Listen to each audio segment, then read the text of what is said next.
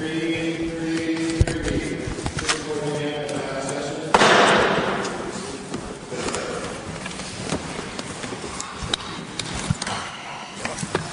has set this morning as the hour for argument in Hyundai Motors against Goodin.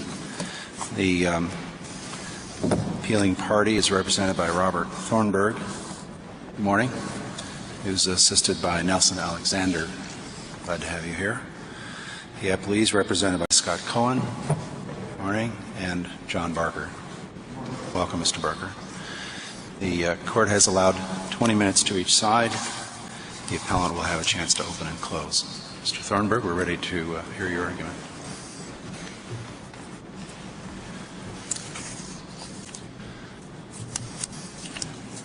May it please the Court. Hyundai Motor America is here today to ask this Court to reaffirm well-established and long-standing Indiana law, which clearly and unambiguously requires the existence of direct vertical privity in cases involving breach of implied warranty of merchantability. There are three reasons why this Court should affirm the Court of Appeals decision. First, Indiana Code Sections 26-1-2-314 and Indiana Code Section 26-1-2-318 and Indiana case law are clear. They unambiguously require the existence of vertical privity in cases involving implied warranties of merchantability. Second, privity connotes face-to-face dealings between the parties and gives effect to the bargain for expectations of the parties to a sales transaction. And lastly, extending an express written warranty does not create privity for purposes of breach of implied warranty under Article 2. The statutory background and case law are clear and unambiguous.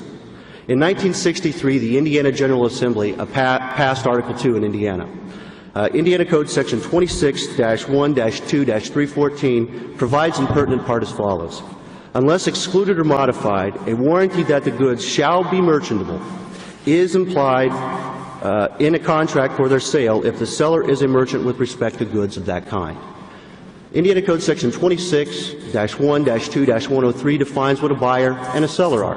A buyer is a person who buys or contracts to buy goods. A seller is a person who sells or contracts to sell goods. Indiana Code Section 26-1-2-106 provides in pertinent part that a sale consists in the passing of title from the seller to the buyer. So with that definitional framework, if we go back to Section 2-314, for an implied warranty to exist, there must be a contract for sale. There must be a passing of title between the buyer and the seller. As the Court of Appeals wrote in the Richards v. Gorge matters, implied warranties are not contractual or promissory, but they arise out of a status relationship between the buyer making a purchase from a seller. In this case, the facts below were undisputed. Ms. Goodin purchased this vehicle from Auto Choice Hyundai in Evansville, Indiana. Hyundai Motor America did not sell this vehicle to Ms. Goodin. Hyundai did indeed sell the vehicle from itself to Auto Choice Hyundai. Auto Choice Hyundai sold the vehicle to Ms. Goodin. Therefore, there was no passing of title. There was no contract of sale between Hyundai Motor America and Ms. Goodin. Hence, when we look at Ms. Goodin had some problems with this vehicle that your client made, I understand. Is that right, Mr. Thornburg? Yes, she did, Your Honor. What were the nature of those problems? Ms. Goodin has some complaints with some noises and some vibrations and also with brakes. Under the express warranty, she took it to two different dealers. She took it to the Auto Choice dealer in Evansville. She also took it to Bales Auto Mall in Jeffersonville, Indiana. And repairs were made on the vehicle to remedy and address the complaints that she had. The jury unanimously found, however, that Hyundai did not breach its express warranty in this case. And how many times did she have to take the car back? In total, she took the car to the dealerships on 8 different occasions. 8 different occasions. And what was the jury award here? The jury awarded $3,000 on the breach of implied warranty count. They found for Hyundai Motor America on the breach of express warranty count. Thank you. When we look at the definitional framework and apply that to Section 2-314, it's clear that what the legislature, what Indiana's General Assembly intended, was that if an implied warranty of merchantability was to exist, there had to be a sale, there had to be a passing of title, a one-to-one relationship, an exchange between the buyer and the seller. That didn't exist here. If we look at Indiana Code Section 26-1-2-318, it provides further support for this. It provides in pertinent part that a seller's warranty, whether express or implied, extends to any natural person who is in the family or household of his buyer or who is a guest in his home. May I ask a question? You argue today, and argue in your brief as well, that the Indiana's version of the UCC unambiguously requires privity, and that the statute is clear on that. I think it's fair to say that the statute itself is silent on the question of privity. And if that is so, then it seems to me that privity is not a legislatively required element, but it is a judicially mandated element in order to pursue a warranty claim. If it is a judicially imposed obligation, what is the argument for why we should maintain that element? Why not just, if it's judicially created, then that's just judicially uncreated? Okay. We're putting aside the definitions. Is that correct? You want me to set aside what the actual statute says? You make the argument that the statute says privity, but the statute doesn't mention privity. I mean, you have to get there by connecting a lot of dots and doing a lot of statutory construction. So my point is, I understand your claim to be that it's statutorily imposed, but I pose to you that perhaps it's judicially created, not legislatively created. Okay. The reason why privity should be required, if we set aside the definitional sections and the language in 314, is that privity connotes face-to-face dealings and gives effect to the bargain for expectations of the parties.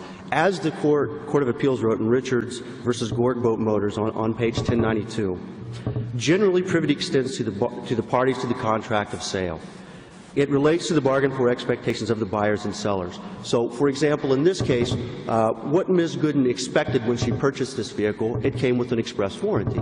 She expected that if the vehicle broke, Hyundai Motor America, through its authorized dealers, would repair the vehicle free of charge. Hyundai expected that if something broke, then it would repair it. So when we talk about the expectations of the parties, the jury found that the express warranty wasn't breached, so the bargain for expectations of both Ms. Goodin and Hyundai had been addressed. Public policy reasons, to go a step further, there are a variety of public policy reasons. Well, let me stop you there on this. I'm not sure I understand your face-to-face.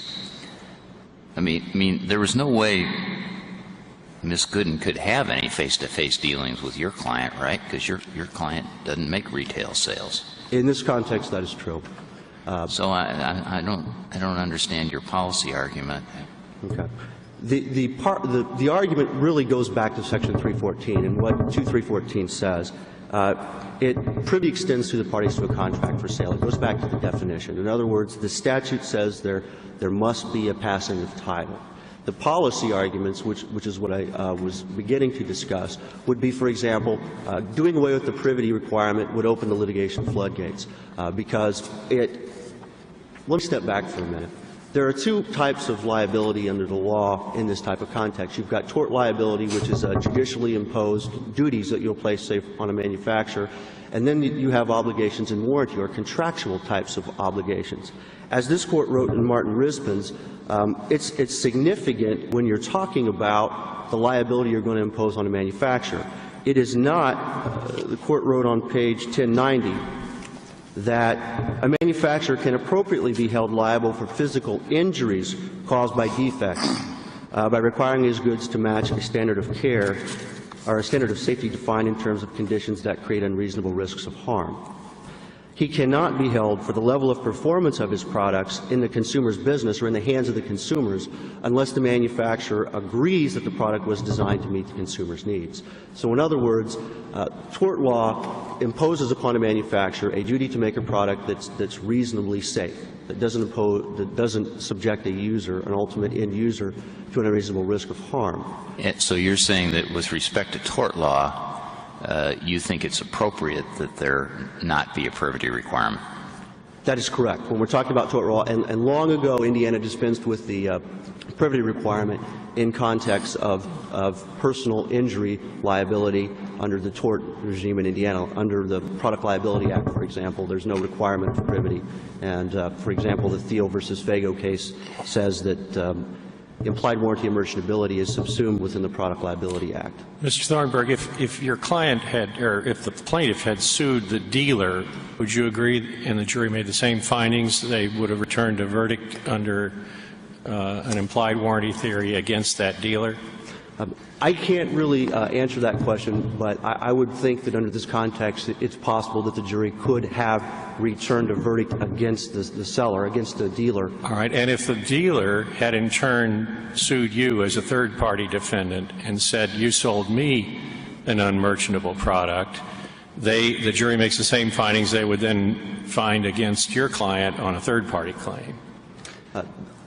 I think what you're asking, Your Honor, is the notion of circuitous litigation. Does this? That's where I'm headed. Yeah. Levels? So why should we force more lawyers, more fooling around to get to the same result? Because in this context, I'll use an example because it's the best way to illustrate why the manufacturer shouldn't be held liable for an implied warranty of merchantability. Take a situation. Implied warranty of merchantability is essentially a strict liability regime. In other words, you breach it. You can exercise all due care in the manufacture of the product. It doesn't matter. It either is merchantable or it's not. So take a situation where a manufacturer sells a second-hand goods or used goods to a dealer, to an intermediate seller. That seller then sells that good to the public as a new product. Well, if the privity requirement is dispensed with, then the manufacturer is responsible for that because the consumer bought it as a new good, but in fact it was a used good. So even though the manufacturer made no representations to a plaintiff in that situation, to an ultimate purchaser, the manufacturer would be strictly liable for a breach of an implied warranty of merchantability if, in fact, the goods failed to conform and failed to be merchantable from the standpoint of being a quote-unquote new vehicle. Well, wouldn't you have a defense that somehow or another the product was either described differently or was in fact differently, had been altered by some intermediate person in the distribution chain?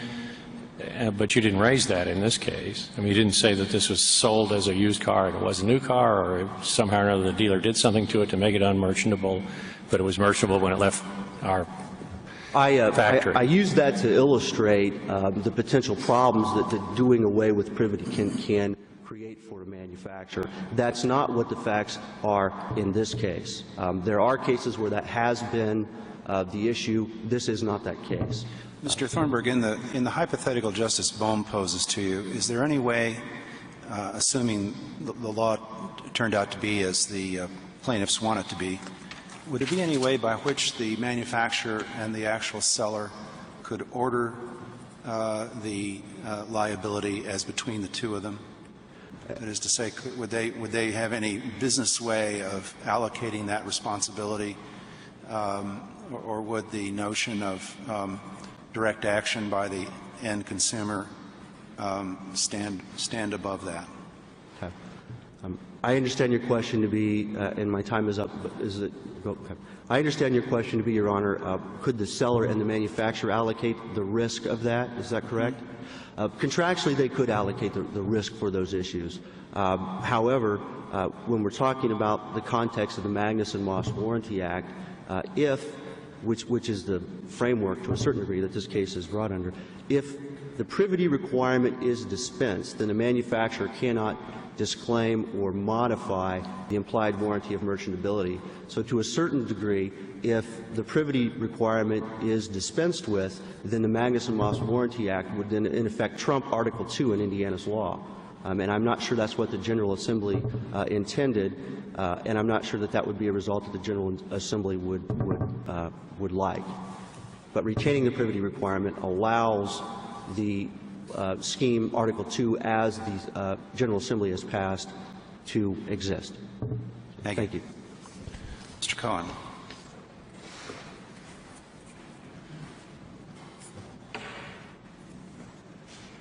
May it please the Court, good morning. My name is Scott Cohen. I represent the plaintiff appellee. I dispute my colleague's contention that the code in Indiana law is unambiguous, that privity is a requirement. As Justice Rucker asked Mr. Thornburg, isn't it true that the code is neutral or is silent on the issue of privity? It is. In fact, in the brief of the appellant on page 14, citing a decision from the Indiana Court of Appeals in Candlelight, the appellant even recognizes that the code is neutral. Moreover, the Ream Court in 1999 looked to the code itself as well as the comments, and more particularly under Section 2-318 of the Commercial Code, to determine as to whether or not this is an issue for judicial activism or is this an issue of merely interpreting a properly and unambiguously written statute. And what the Ream Court noted is that if you look to the committee comments of the code under Section 2-318, the comments itself make it clear that the legislature intended to be neutral on the issue of privity. The official comment reads, "This section is neutral and is not intended to enlarge or restrict the developing case law on whether the seller's warranties given to his buyer who resells them extends to another person in the distributive chain." Although I agree with Hyundai's position that there must be a sale, as Hyundai stated, there was a sale from the manufacturer to the dealer. The question is, and what the courts have interpreted, is this sale where an implied warranty of merchantability is created? Is this sale the type of sale that can extend onto a third person, to the consumer, the ultimate purchaser? In the case of interpretation, courts have weighed policy, and they have determined in some instances that as a matter of policy, privity is a concept that should be enforced, and in some instances, and in recent years, have determined exactly the opposite. And it is these policy reasons that are the focus, I believe, of today's argument and would have been the focus thus far. What do you say, Mr. Cohen, about Martin Rispens? The Court's opinion in Martin Rispens was a recognition of how Indiana courts have treated historically the concept of privity. As the Court, I'm sure, is well aware that the entire discussion of the privity concept came in the form of a footnote with a citation to several Indiana cases, as well as to Section 2-315 of the Code. The Court did not do any analysis of the issue. The Court did not weigh the policy reasons as to whether or not privity is something that should be required or should not be required. The discussion of the Court was merely limited to how historically it has been required. I believe that if the Court, and what we are asking the Court to do today, is to actually weigh the policy factors. Some of these policy factors that Hyundai attempted to articulate deal with the issue of foreseeability, as my colleague put it, to promote face-to-face negotiations. Well, although that might have been true in the 1840s when the concept of privity was first enunciated in the Winterbottom case in England, where somebody down the road that bought a product might have brought a claim against the manufacturer where the manufacturer would be completely unsuspecting to this type of claim. This is not true today. Today, when manufacturers of products, especially automobiles, sell their products, they intend to reach out to the ultimate consumer. But isn't it true that the cases that you cite, the underlying theory is not contract or warranty, the underlying theory is tort. And that's part of the issue. I mean, even if the privity is a judicially imposed requirement, the point is that there are legions of cases from just about every jurisdiction that says where we're talking about breach of warranty, privity is a requirement. And in this state, where we're talking about breach of warranty, privity is a requirement. Why should we sort of do away with and not? I mean, the doctrine of stare decisis say let's follow that. I mean, why should we abandon that now? What's so compelling that makes us want to abandon that requirement at this point? There are no compelling reasons other than the doctrine of stare decisis to keep the concept of privity. It is an antiquated concept that in today's marketplace is no longer meaningful. While it has been done away with in tort, the reasons it has been done away with in tort, from Justice Cardozo's landmark decision in McPherson in 1916, to eventually the restatement of torts being enacted, the reasons were policy reasons. And those policy reasons hold true for economic loss as well. Why there is a distinction is merely arbitrary. And that is something that several high courts of the United States have recognized. We cite in our brief at least 5 or 6 high courts, the Supreme Court of New Jersey, of Florida, of Kansas, of Nevada, of Texas. All of these courts have recognized that it is an arbitrary distinction. And the reason why they make this recognition is because of the fact that economic loss can be as devastating as loss to your person, to physical injury. One of the courts that we cite in our briefs talks about why should there be this distinction. For the slightest physical injury, you are allowed to bring a claim against the manufacturer. However, if you have an injury to something that you own and it is expensive, that could be equally as devastating, especially in the context of automobiles. For the average person, when you buy an automobile, it is the second most expensive product or purchase that you will ever make in your lifetime, next to your home. So to suggest that that cannot be devastating to the consumer simply because they did not suffer physical injury seems to be an arbitrary distinction. And it is that arbitrary distinction that courts throughout this country have recognized spells the need for there to be the judicial abolition of the privity requirement. Mr. Cohen, if I agree with you on that, why do you win under this statute?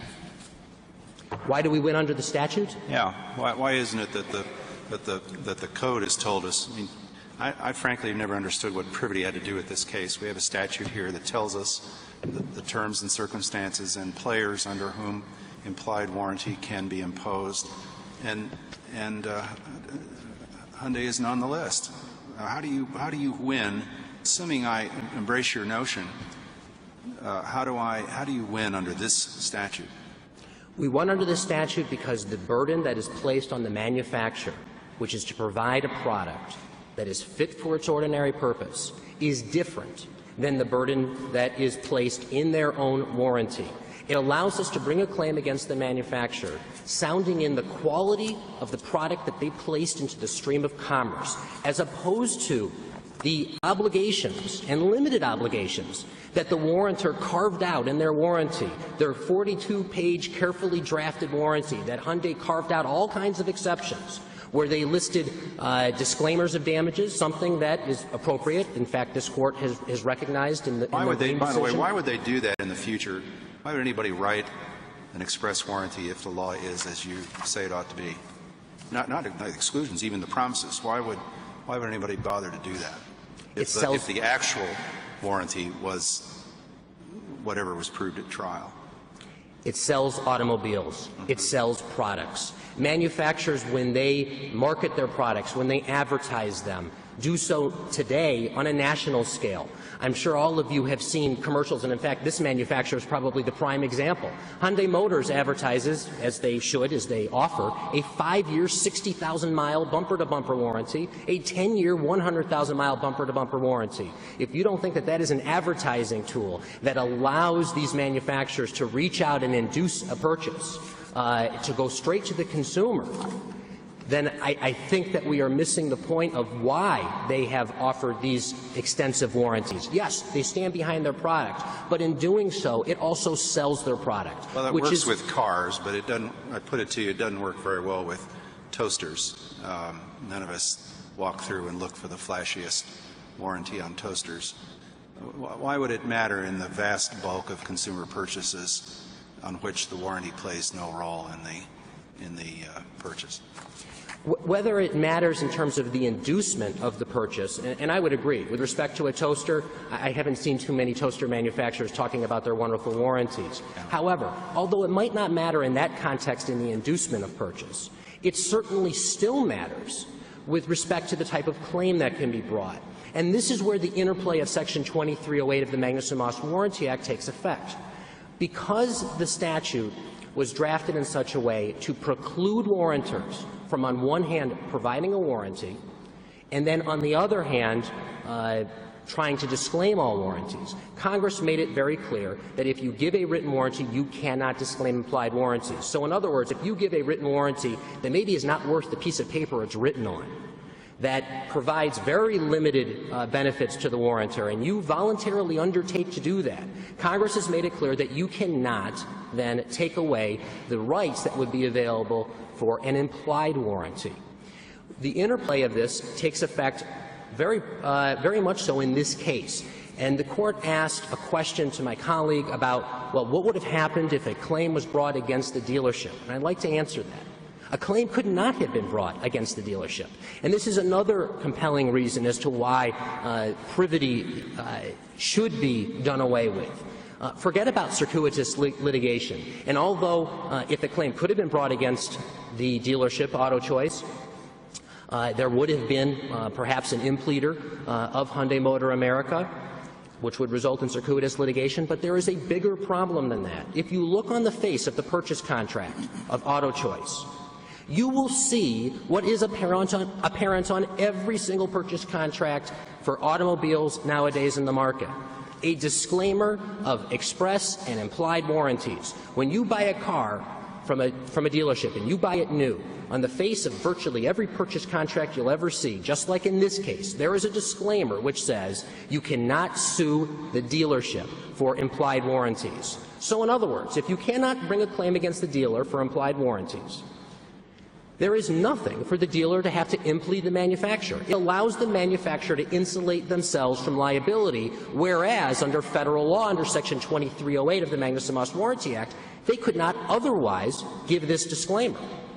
The Congress has made it clear they can't do it. In their written warranty, their 42-page document that they gave to Ms. Goodin, nowhere in there do you see the words, "We disclaim implied warranties." And they don't do it because they can't. Federal law precludes it. So what did they do? Now, we're not contending that there was any kind of corroboration between Hyundai Motor America and the dealership, although I think if you look at it on its face, you could see how this interplay works. The manufacturer, all they have to do is to set up a system of retailers, distributors, dealerships, whatever you want to call them, where these dealerships do what the warrantors, what the original warrantors and manufacturers cannot do. They disclaim implied warranties, thus preventing the consumer from going up the ladder and eventually reaching the culpable party. Why is it that the manufacturers disclaim certain responsibilities under express warranty if they're completely exposed under implied warranty? What's the reason for that? They do so to limit their liabilities, and the law allows them to do so. This court has, but only under an express liability count, according to you. Why do they? What's the reason for that if there is no limitation under implied warranty? The reason is foreseeability. The reason is a concept that has allowed warrantors by statute from the Commercial Code as well as the Magnuson-Moss Warranty Act to historically disclaim warranties to limit their obligations. And we're not asserting that Hyundai cannot do so. They can. And in fact, that is another reason why the concept of privity is outdated. Historically, if you look through the case law and you look at all the reasons as to why privity was developed, one of the reasons had to do with the issue of damages and excessive damages. Well, a warrantor, in their written warranty, can limit those. They can disclaim. Ineffectually, though, under your theory, right, that the exemption under an express warranty is a matter of no moment with respect to the implied warranty count, right? There is, and I have not seen a decision from a court of this state, or for that matter, a court in the country, where that precise question has been answered. I would argue, obviously, as a consumer's advocate, that the implied warranty arises completely out of a matter of law, and that any damages that flow from it should be allowed as pursuant to statute. It seems to me you have to be right about that. That the if the regime is as you say it is, that the manufacturer's decision to exclude certain things from the warranty is interesting, and trees died to put it there, but it is not. It has no legal effect. It has, from our perspective, and as I said, it wasn't my argument in this case, but from our perspective, I would agree that for the implied warranty theory, the damages would be as allowed by statute. These damages are not damages that I think are totally unforeseeable damages. These are the types of damages that a car manufacturer who intends on reaching the ultimate consumer, and whether it be a car manufacturer or if we use the example of a manufacturer of a toaster, ultimately, the manufacturer of this product doesn't intend on reaching the distributor, Sears or Best Buy. They intend on reaching the ultimate consumer, and they are aware as to what types of damages might arise from a breach of implied warranty, whether it be diminished value, whether it be consequential damages that are carefully delineated by the code. These are foreseeable damages, and to suggest that the manufacturer should be insulated simply because they do not have a direct dealing with the consumer seems to be an antiquated concept, a concept that several courts from the Seminole Court, the Henningsen case from the Supreme Court of New Jersey, and on have recognized that if you're going to hold somebody responsible, who better to hold responsible than the entity that placed this product into the stream of commerce, and not only did so, stands behind it. They do repairs, as evidenced in this case. In this case, Hyundai Motor America didn't wash their hands of it. There's no issue that they didn't know about what was going on, which is another explanation that you often see in the case law as to why privity is such a good thing. Hyundai Motor America continued to warrant repairs to defects to the vehicle. They authorized repairs. They paid for the repairs. In fact, their corporate representative at trial talked about their role in looking at this product. This isn't a situation where they can wipe their hands clean and say, we didn't know. We should be insulated because this third party is doing something that we never would have expected. Had the dealership modified the vehicle, had they done something to it that would, in essence, change the product, yes, there would be a defense for the manufacturer. But in the typical situation, when you buy any kind of product, you're buying it either out of the box or you're buying it off of the lot of a dealership in the case of an automobile, and you're buying it in the same condition that the manufacturer placed it into the stream of commerce. As courts have recognized, who better to hold accountable than the entity that placed it into the stream of commerce? Aside from the fact that I believe there are significant compelling reasons to do away with this antiquated concept of privity, I think that in this case there is also evidence of exceptions to the privity rule that the Indiana courts have carved out. In fact, the Ream Court makes it clear that perfect vertical privity in the state of Indiana is no longer required, and it says so in the context of discussing the Spring Motors case as well as looking at the relationship between the parties. We argue in our briefs that privity has been established, notwithstanding the fact that we don't believe it needs to be. And we argue it in two respects. Number one, by virtue of the inducement of the manufacturer warrantor to give a written warranty to the consumer, the manufacturer has in effect entered into a contract with the consumer at the time of sale. We cite two Illinois Supreme Court decisions that are on point on this issue, the Sejana versus General Motors and Rothy versus Maloney cases from the mid-1980s. But what is important about those cases is not that these cases recognize that the Magnuson Must Warranty Act intends to enhance a consumer's right to bring types of claims. In fact, that aspect of the Court's decision has been criticized, and I'm not here today to say whether or not the Court's analysis of the history of the Act was correct. However, when the Court looked at the Act and realized that it was the State's obligation or sole responsibility to determine in a State what level of privity, if any, is required, the court did so appropriately. If you look at all of the federal decisions that have addressed this issue, the circuit court decisions, Abraham, Walsh, Volcker, these decisions don't shed any light as to whether or not you need privity. All they say is, look to your state. If your state requires it, you need it. The decisions from the Supreme Court of Illinois that we cite look to other courts, look to other Supreme Courts where they talk about how this warranty creates a contract with the buyer that is so closely related to the actual sale of the vehicle that it merges into the sale of the vehicle that allows for a privity relationship. And not to mention just the warranty, and I touched on this earlier, and this is also, I believe, important in meeting the second exception to the Indiana court's privity exception. As to the issue of did the manufacturer participate in the sale, as I talked about earlier, the advertising, the mass marketing played a significant role in the ultimate purchase of this vehicle to the extent where Ms. Goodin even testified, without this warranty, I would not have purchased the car.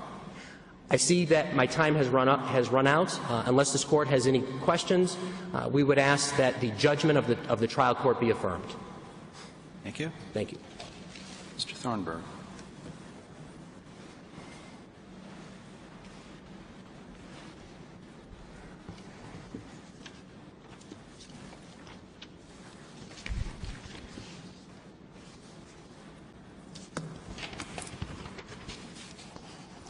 May it please the Court.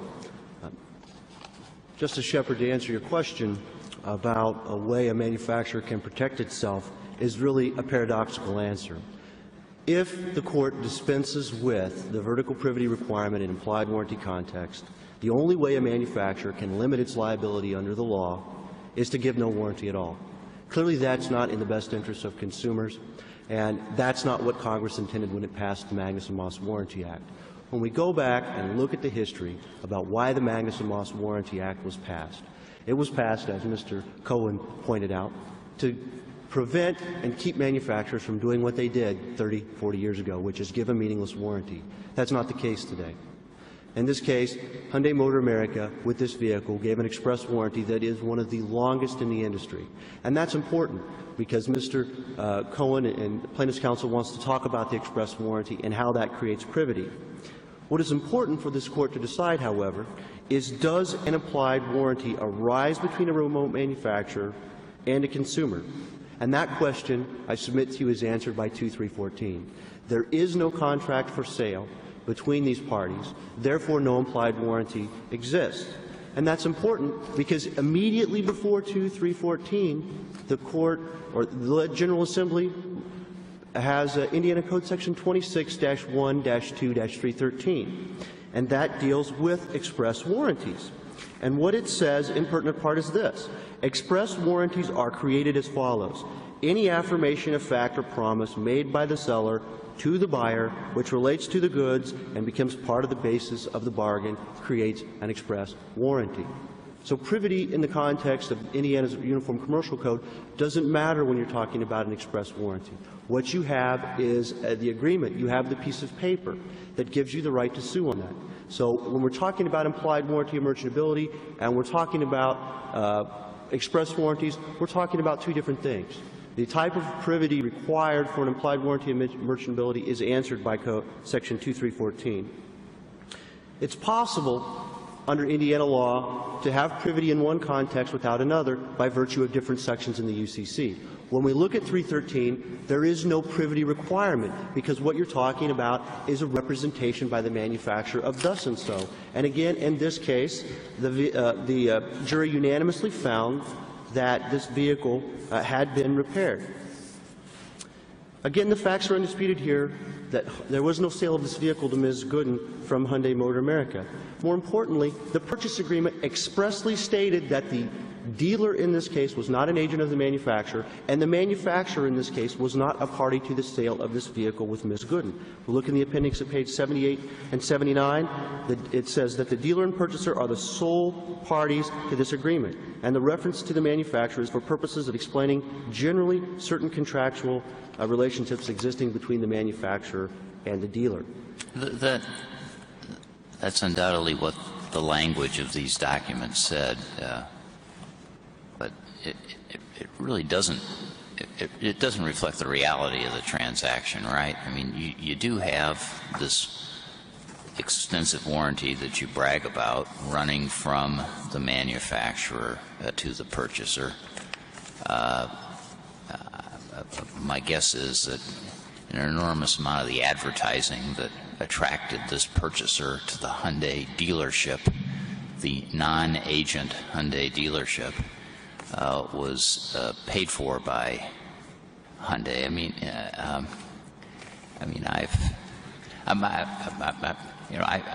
I purchased my car from Oldsmobile, not from Willivers, and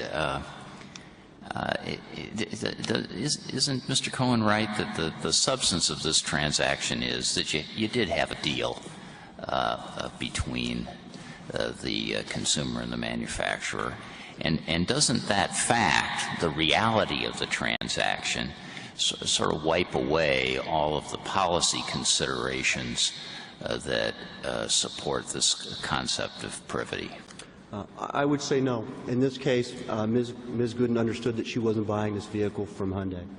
No doubt the express warranty was an inducement for her to buy this vehicle. I don't deny that, which is why Hyundai in this case never for one moment denied the fact that if the jury had found that the express warranty had been breached, it would be responsible to Ms. Goodin in damages. That is the bargain that these folks made. That is the expectation. And that's why when the General Assembly passed Article 2 and when the drafters drafted Article 2, that is why they chose the language that they did, because you do not have to have a sale when you're talking about express warranty. You can have an express warranty that runs with the product, and if the product doesn't conform to that express warranty, you have a remedy. You can sue the manufacturer or the person who extended that written warranty and seek damages from them.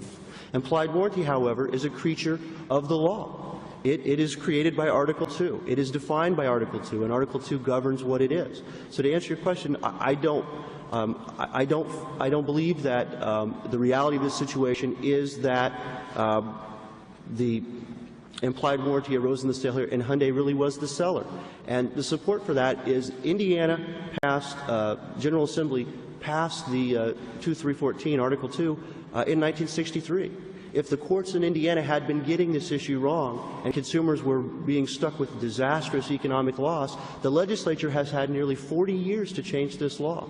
Indiana case law has uniformly and consistently held unambiguously that implied warranties must come from a contract of sale. There must be direct vertical privity. And since the legislature has not changed this law, I would submit that they believe that Indiana courts, as Hyundai does, is getting this issue right. So the brakes are not excluded from the express warranty, right? That is absolutely correct. And the warranty describes, does it, what various elements of what performance various elements of the car are held to? Does it? The warranty is not a performance warranty. What the warranty says, Your Honor, is if something breaks and it's covered by the warranty, it will be replaced free of charge. That's construed, frankly and honestly, very liberally by the dealer. So essentially, if anything breaks, as long as you haven't taken a sledgehammer to it, the manufacturer, through the authorized dealer, will repair it. And again, in this case, the jury unambiguously found that Hyundai had done what it told Ms. Goodin it would do. It repaired the vehicle. I see that my time is up. I thank you. Thank you, counsel. We appreciate counsel's help this morning. We'll take the case under submission. The court has a second argument scheduled this morning. We'll stand in recess briefly. Thank you.